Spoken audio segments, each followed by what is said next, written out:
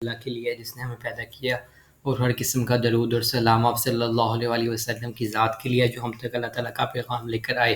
अल्हम्दुलिल्लाह हम clinical pharmacognosy के बारे में डिस्कस कर रहे थे। इससे पहले हमने क्लिनिकल फार्माकोग्नोसी का इंट्रोडक्शन देखा, डिफरेंट हर्ब्स के बारे में देखा जिनको हम डिफरेंट डिजीज़ की ट्रीटमेंट के लिए इस्तेमाल कर रहे थे। आज इंशाल्लाह हम ऐसी हर्ब्स के बारे में देखेंगे जिनको हम हेपेटाइटिस और रिस्पायरेटरी जो प्रॉब्लम्स हैं उनकी ट्रीटमेंट के लिए हम इनको इस्तेमाल करते हैं।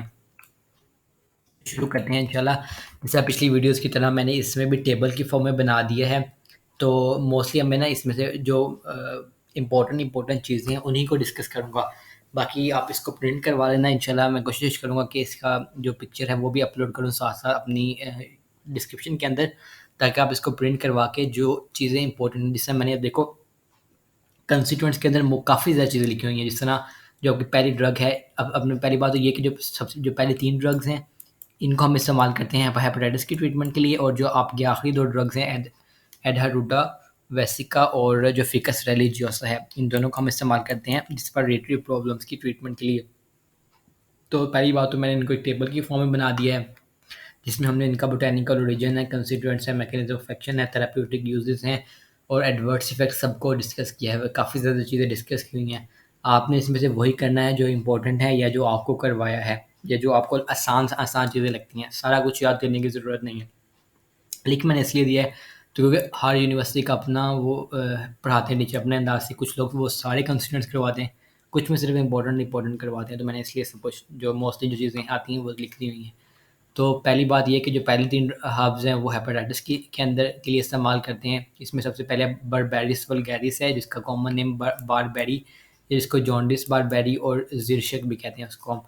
दूसरे नंबर पर आता है पिकोराइज़ा कुर्रो, इसका बोटेनिकल ओरिजिन के अंदर इसका कॉमन नेम है, इसको हम कुटकी भी कहते हैं। सैक्रोफुलोरेशिया फैमिली से बिलोंग करता है, रूट्स और राइज़ोम हम इसके इस्तेमाल करते हैं। और तीसरी जो हर्ब्स है, हर्ब का नाम है, उसको कहते हैं लासानिया इनर्मिस, इसको हम मेहंदी भी कहते हैं। लाइक लिथरेशियस की फैमिली है और इसका हम होल प्लांट इसका इस्तेमाल करते हैं पार्ट यूज़ के अंदर। इस तरह के कंस्टिट्यूएंट्स हैं, ऑलमोस्ट सारे कंस्टिट्यूएंट्स मैंने इसके अंदर लिखे हुए हैं। आप वही करना जो आपको इंपॉर्टेंट है, और जिस कंस्टिट्यूएंट का आपने पर्टिकुलर समझना हुआ या आपको ना समझ आ रहा हो कोई चीज़, तो आप इसको गूगल कर लेना कि यार इस पर्टिकुलर वर्ड का क्या मतलब। क्योंकि अगर मैं सबको बार बार डिस्कस करना शुरू करूँगा तो वो बहुत ज़्यादा लेंथी वीडियो हो जाएगी। तो बस सिर्फ मैंने कंस्टिट्यूएंट्स के नाम लिख दिए हैं, आप इसको रीड कर लेना एक दफ़ा। मेन हम इनके मैकेनिज्म ऑफ एक्शन को डिस्कस करेंगे। आप पहले 3 हर्ब्स के मैकेनिज्म ऑफ एक्शन को डिस्कस करते हैं। आपने एक बात याद रखनी है कि इन तीनों का हिपैटोप्रोटेक्टिव इफेक्ट है। अब क्यों है कि आपने एक बात याद रखनी है कि एक तो ये है एंटीऑक्सीडेंट और दूसरा है फ्री रेडिकल को ख़त्म करता है।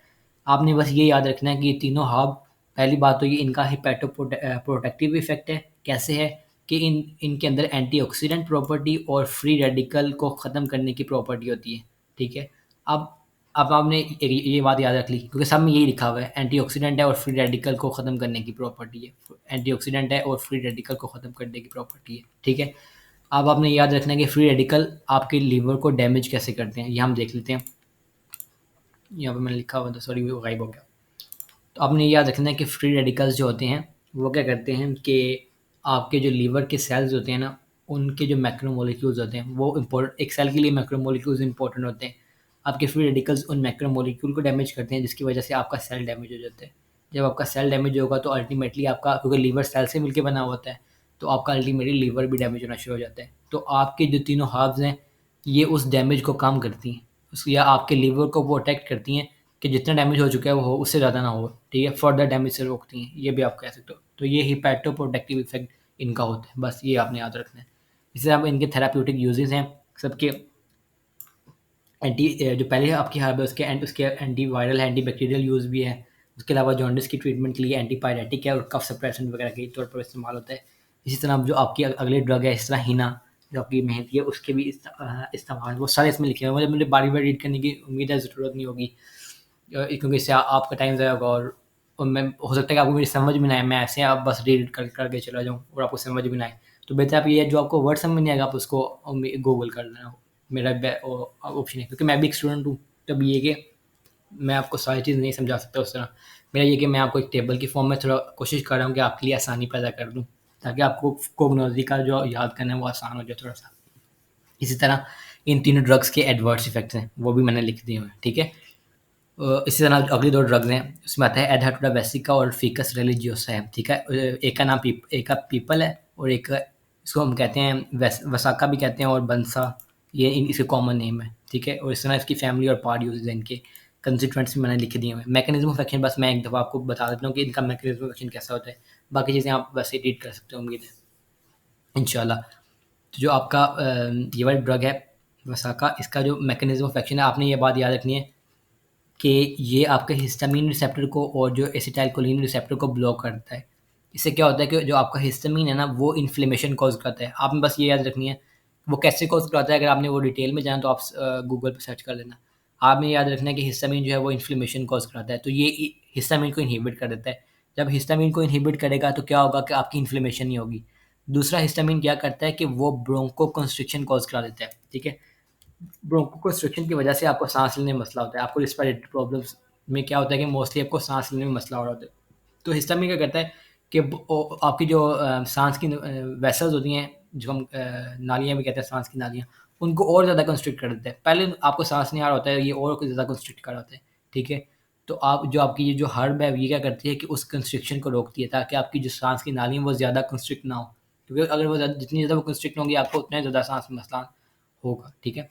तो ये इसको इनहिबिट करता है। तो ये जो आपका वसाका है, उस ड्रग का मैकेनिज्म ऑफ एक्शन है। जो लास्ट ड्रग है पीपल, जिसका कॉमन नेम है, उसके उसका जो लीफ एक्सट्रैक्ट है ना, उसके अंदर भी एंटी इन्फ्लेमेटरी प्रॉपर्टी होती है। एंटी इन्फ्लेमेटरी प्रॉपर्टी का क्या मतलब है कि ये हिस्टामिन को, ब्रेडिकाइनिन को और प्रोस्टाग्लैंडिन की सिंथेसिस को या उनकी रिलीज को इनहिबिट करता है। क्योंकि ये सारे जो ये जो हैं, आप कह लो कि केमिकल्स हैं, ये सारे इन्फ्लेमेशन कॉज कराते हैं। जब इनकी प्रोडक्शन नहीं होगी तो अल्टीमेटली आपको इन्फ्लेमेशन नहीं होगी, ठीक है? आपने ये बात याद रखनी है। और दूसरे पॉइंट में, जो ये हो गया पहला पॉइंट, अब दूसरे पॉइंट में वो कहता है कि एक ना, आप ये समझना, ये झाड़ियाँ होती हैं ना ज़मीन के ऊपर, इसी तरह समुंदर के अंदर भी झाड़ियाँ होती हैं, जिसको हम कहते हैं सी वीड्स। उन सी वीड्स के अंदर एक होती है कैराजिनन, एक होती है सी वीड। इसी वजह से क्या होता है कि ये रैट्स के अंदर इन्फ्लेमेशन कॉज कराती है, ठीक है? तो तो जो आपका फिकस रिलीजियोसा या पीपल का जो दरख्त है, उसके जो लीव, बार्क का स्टेम या स्टेम बार्क का जो एक्सट्रैक्ट होता है, उसको हम इस्तेमाल कर सकते हैं कैराजिनन इंड्यूस इन्फ्लेमेशन की ट्रीटमेंट के लिए, ठीक है? अब इसका मैकेनिज्म ऑफ एक्शन क्या है कि ये जो आपका कॉक्स एंजाइम है, उसको इनहिबिट कर देता है, जिसकी वजह से जो कैराजिनन की वजह से जो इन्फ्लेमेशन हुई होती है, वो इनहिबिट हो जाती है। इस तरह इन रैट के अंदर जो इन्फ्लेमेशन होती है, वो ख़त्म हो जाती है। ये था दूसरा पॉइंट। तीसरा पॉइंट क्या था, वो कहता है कि जो टैनिन होता है ना, आपका टैनिन बार्क के अंदर, उसके पीपल के बार्क के अंदर, उसकी एंटी इन्फ्लेमेटरी इफेक्ट होता है। एंटी इन्फ्लेमेटरी इफेक्ट कैसे होता है, मतलब इसका मैकेनिज्म ऑफ एक्शन क्या है? वो कहता है कि जो आपके मस्ट सेल्स होते हैं ना, उनकी डीग्रेनुलेशन की वजह से आपको इन्फ्लेमेशन हो जाती है।